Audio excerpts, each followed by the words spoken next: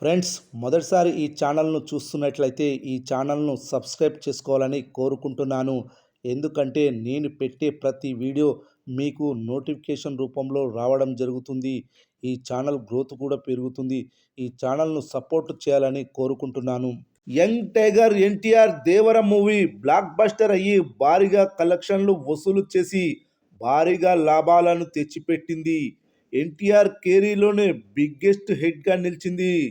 Long రన్లో ఈ cinema 561 కోట్ల గ్రాస్, 307 కోట్ల షేర్ వసూలు చేసింది. 54 కేంద్రాల్లో 50 రోజులు ఆడింది. దేవర మూవీతో డిస్ట్రిబ్యూటర్లు, బయ్యర్లు, సినిమా మేకర్స్ అంతా హ్యాపీ. కానీ Pushpa 2 movie over expectation, over హైప్తో వచ్చింది. అభిమానులకు బాగానే కనెక్ట్ అయింది. 5వ రోజు తెలుగు రాష్ట్రాల్లో అనుకున్నంతగా కలెక్షన్లు రాలేదు. కలెక్షన్లు తగ్గుముఖం పట్టాయి. పుష్ప 2 మూవీ, దేవర మూవీ మధ్య 5వ రోజు పోలిక చూస్తే రెండు సినిమాలు భారీ అంచనాల మధ్య వచ్చినవే.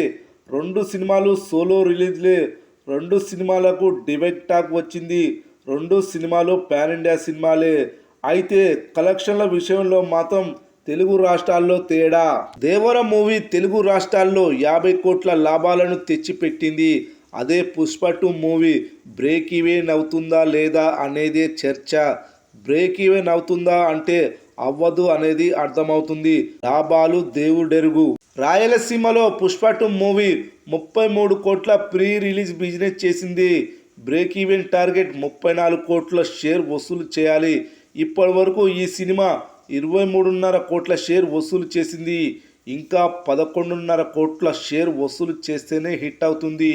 చూస్తుంటే రోజు రోజుకి కలెక్షన్లు డ్రాప్ అవుతున్నాయి. బ్రేక్ ఈవెన్కి చాలా రోజులు పట్టనుంది. అదే దేవర మూవీ 5వ రోజు రాయలసీమలో 2.30 కోట్ల షేర్ వసూలు చేసింది. పుష్ప 2 మూవీ, దేవర మూవీ 5వ రోజు కలెక్షన్లను రాయలసీమలో దాటలేకపోయింది. రెండు తెలుగు రాష్ట్రాల్లో కూడా దాటలేకపోయింది.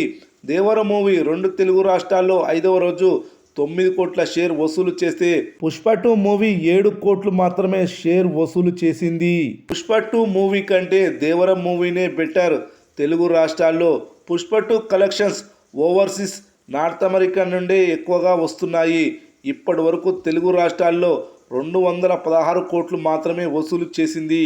ఇంకా పుష్ప 2 మూవీ 200 కోట్ల గ్రాస్ వసూలు చేయాల్సి ఉంది. తెలుగు రాష్ట్రాల్లో బ్రేక్ ఈవెన్ అయ్యేలా కనపడడం లేదు.